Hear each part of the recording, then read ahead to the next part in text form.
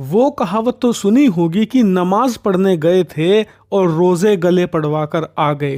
पाकिस्तान पर 100% यही फिट बैठती है। खालिद साहब, एक सवाल मैं आपसे करना चाह रही हूँ कि हमने देखा है कि हाईवेज पर अभी कुछ दिनों पहले बड़ी वीडियोस वायरल हुई हैं जो इंडियन तैयारों ने लैंडिंग की। पाकिस्तान 2 दिन पहले यूएनएससी के दरवाजे पर गया अपनी जान बचाने के लिए, लेकिन उल्टी अपनी जान फंसाकर आ रहा है। के अंदर अब बाज़ाब्ता तौर पर खतरा जो है वो बढ़ चुका है कि भारत जो है वो एक मर्तबा फिर से एयर स्ट्राइक जो है उसकी तैयारी कर रहा है और इंटरनेशनल जो ममालिक हैं उन्होंने भी इसी वजह से अपनी एयरलाइंस जो हैं उन्हें कहा है कि आप पाकिस्तान की एयर स्पेस का इस वक्त इस्तेमाल जो है वो रोक दें। दुनिया के सामने बात को लेके जाएंगे, दुनिया के सामने भारत को जो है हम वो शर्मसार करेंगे। ये प्लान था पाकिस्तान का कि भाई दुनिया के सामने जो है हम ये करेंगे, थोड़ा सा रोना गाना करेंगे तो मुसलमान देश आ जाएंगे और उधर से थोड़ा अमेरिका जो कि हर समय दुगली चाल चलता है वो दोगलापन दिखा देगा, फिर से पाकिस्तानियों को सपोर्ट करते हुए। ये इनकी पूरी तरह से उम्मीदें थी और कोई नहीं आएगा तो हमारा जो माई बाप है तुर्की और चाइना वो तो आएंगे ही आएंगे, वो भी नहीं। जितने इनके इस्लामिक देश हैं कट्टरपंथी वाले, वो सब ज़्यादातर की कमर टूट गई, कि सबकी रीढ़ की हड्डी टूट चुकी। तुर्की की खुद की हालत कैसी है हम सब जानते हैं। तुर्की ड्रोन्स के मामले में बहुत अच्छा है, लेकिन हाँ ये मैं तारीफ करूंगा। चाइना भी कई टेक्नोलॉजी के मामले में अच्छा है, मगर हालत जितने भी पाकिस्तान की एयरलाइंस है किसी की बहुत अच्छी नहीं है इकोनॉमिकली। अब हुआ क्या, जितने भारत के एयरलाइंस थे सब ने जो रौंदा है, जो बेइज्जत किया है, अभी दोबारा कभी सपने में भी नहीं सोचेंगे इस प्रकार की हरकत करने का। वो कहावत तो सुनी होगी कि नमाज पढ़ने गए थे और रोजे गले पड़वाकर आ गए। पाकिस्तान पर 100% यही फिट बैठती है। पाकिस्तान 2 दिन पहले यूएनएससी के दरवाजे पर गया अपनी जान बचाने के लिए, लेकिन उल्टी अपनी जान फंसाकर आ रहा है। यकीन मानिए, अब से कुछ घंटे पहले यूएनएससी के जो मेंबर हैं, चाहे वो अमेरिका है, रूस है या फिर फ्रांस है या ब्रिटेन है, उन्होंने जो धुलाई करी है ना पाकिस्तान की, वो देखने लायक है। का यूएनएससी के मेंबर का भी और दुनिया भर के देशों का, कि पाकिस्तान यूएनएससी की बैठक बुलाना चाहता है, चलो वो तो बात ठीक है, बंद कमरे के पीछे क्यों बैठक चाहता है पाकिस्तान? इसका जवाब आज मिल भी गया। दरअसल कल देर रात अमेरिका के न्यूयॉर्क में यूएनएससी की ये बंद कमरे के पीछे बैठक हुई और जब ये कंप्लीट हो गई तो दुनिया हैरान रह गई, क्योंकि देखिए अमूमन जब कोई बैठक की जाती है तो यूएनएससी उसकी एक प्रेस विज्ञप्ति जारी करती है, उसको लेकर प्रेस कॉन्फ्रेंस जारी करती है, इसके अलावा एक स्टेटमेंट भी दी जाती है।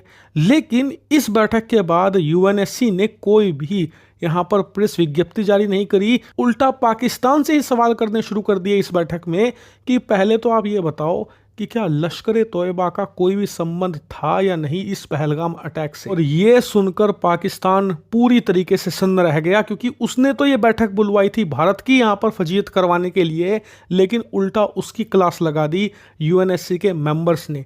इतना ही नहीं, यूएनएससी के तमाम सदस्यों ने यह भी सवाल पूछा कि क्या पहलगाम अटैक की आपको पहले से जानकारी थी या नहीं, क्या आपका इसमें रोल है, स्टेटमेंट दिलवा दे वो या भारत को बदनाम करवा दे। उसका वो एजेंडा भी फेल हो गया। यहां तक कि यूएनएससी ने भारत के खिलाफ एक छोटी सी यहां पर लाइन भी नहीं बोली, स्टेटमेंट तो बहुत दूर की बात है। और इसीलिए पाकिस्तान का यूएनएससी में जाना उसके लिए डिजास्टर साबित हुआ, क्योंकि भारत के खिलाफ कुछ करवाना तो छोड़िए, उल्टा अपनी दुर्गति करवा कर वो लौट चुका है। खालिद साहब, एक सवाल मैं आपसे करना चाह रही हूँ कि हमने देखा है कि हाईवेज पर अभी कुछ दिनों पहले बड़ी वीडियोस वायरल हुई हैं जो इंडियन तैयारों ने लैंडिंग की है। हमने माजी में देखा है कि पाकिस्तान की जानिब से भी इस तरह की लैंडिंग होती रही है जो मोटरवेज हैं।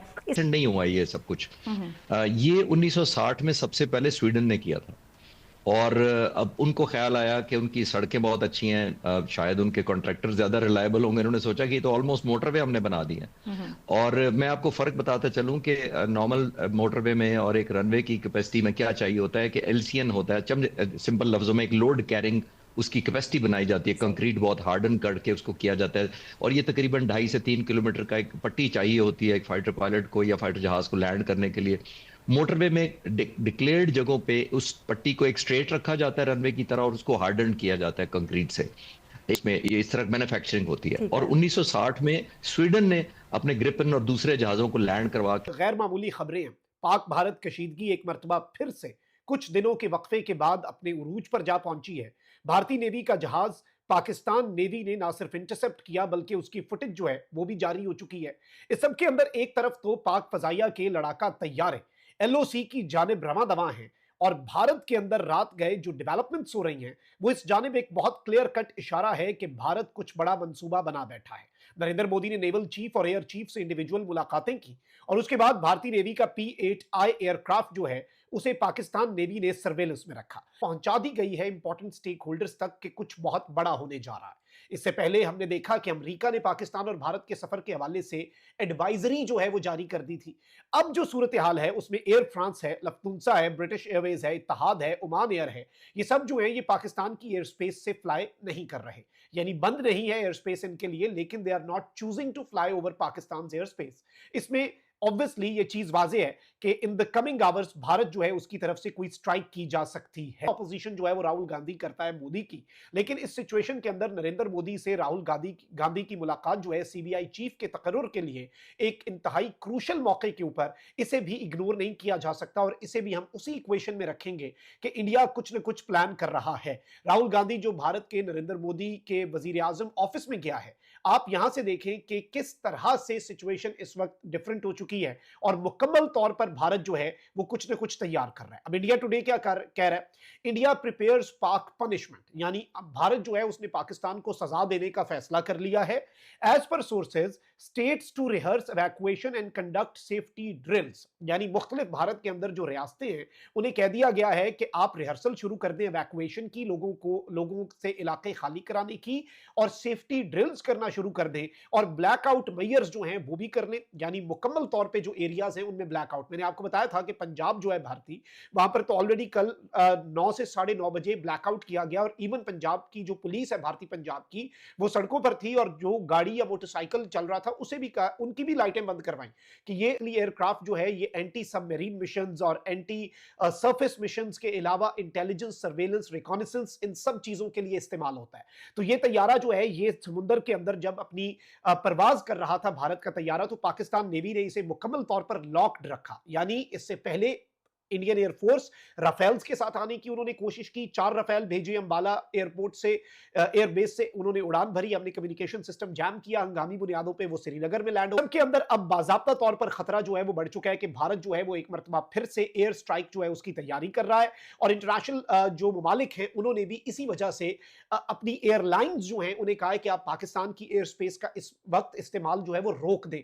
आपको लंबा रूट लेना पड़ता है तो आप लंबा रूट लें, ऑल्दो हमने अपनी एयर स्पेस उन एयरलाइंस के लिए बंद नहीं की, लेकिन वो एयरलाइंस खुद इस एयर स्पेस को अवॉइड कर रही हैं। अमेरिका एडवाइजरियां जारी कर रहा है, तो इससे भी आपको चीजों की समझ आ जानी चाहिए। तारीख को 7 मई को, यानी कि जब मैं वीडियो शूट कर रहा हूँ उससे तकरीबन एक दिन बाद मॉक ड्रिल्स भारत भर में होने वाली है। तकरीबन 245 जिलों में ये इसको परफॉर्म किया जाएगा, जिसमें ट्रेनिंग दी जाएगी भारत को, भारत के नागरिकों को कि कैसे अगर यहाँ पर वॉर लाइक सिचुएशन बनती है तो कैसे आपको पूरा का पूरा छुपना है, कैसे आपको खिड़की दरवाजे लॉक करने हैं। कुल मिलाकर के लाइट बाहर नहीं जानी चाहिए, क्योंकि ये उस केस में काम आता है जब आपके शहर के ऊपर फाइटर जेट, अलग अलग किस्म के ड्रोन्स, अलग अलग किस्म के इस प्रकार की चीज़ें उड़ रही होती हैं, आपके ऊपर सर्विलेंस किया जा रहा होता है। और ये आजकल यही होता है, अगर हम रूस यूक्रेन उसमें भी देखें तो ड्रोन्स का बहुत हैवी यूज़ हुआ, फाइटर जेट का बहुत ज़्यादा, ड्रोन्स तो सबसे ज़्यादा। इन सब से बचने के लिए सर्विलेंस ना हो पाए तो पूरी तरीके से ब्लैकआउट करना ज़रूरी है कि ऊपर से अगर आप देखेंगे भी तो आपको पता नहीं चलेगा क्यों होता है ये सब। ऑब्वियसली ये सब इसीलिए होता है कि जैसे अगर आप HAL का, कभी आपने HAL का कैंपस देखा हो, भारत के कई सारे ज़िलों में है, तो उसमें क्योंकि मैं HAL स्कूल से पढ़ा भी तो बता सकता हूँ, वहाँ पे कई अंदर आप जाओगे तो एक आपको ऑफिस दिखता है। वो ऑफिस कई सारे हमारे टीचर्स और बाकी सबसे लोगों से मैंने सुना है, सुनी सुनाई बात है, फिर से मैं कहूँगा कि वो एक फेक ऑफिस है। असली ऑफिस कहीं और जंगल झाड़ियों में अंदर, क्योंकि बहुत बड़ा कैंपस होता है, अंदर जंगल झाड़ियों में कहीं और दूसरा है जो असली ऑफिस है। क्योंकि अगर ये तो सबको पता है, अगर आतंकवादी इस पर हमला करेंगे तो भारत को बहुत नुकसान होगा, इसलिए असली ऑफिस कहीं और बनाया जाता है। ऐसे ही कई सारे हमारे विभाग हैं जिनका जो मेन ऑफिस है वो कहीं छुपा हुआ है, ढका छुपा हुआ है, जो दुनिया को दिखाने वाला है, जो फॉर्मल ऑफिस है वो सबके सामने बना हुआ है।